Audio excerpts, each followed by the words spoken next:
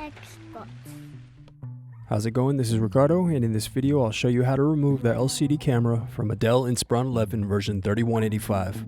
If you're looking for parts for this laptop, go to our website and use this coupon for a 5% off discount. Use a thin object to remove center screw cover. Now unscrew and remove bottom base cover.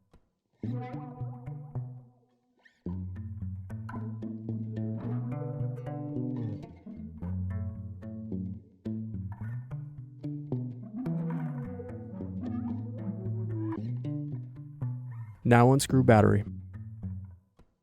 Then disconnect and remove battery. Then unscrew bracket and remove LCD cable.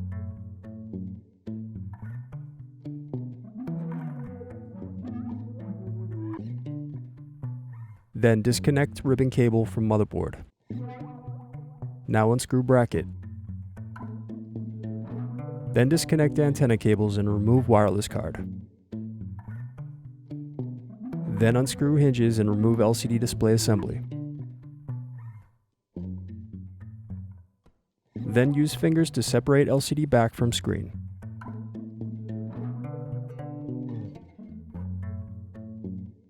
Then disconnect and remove camera.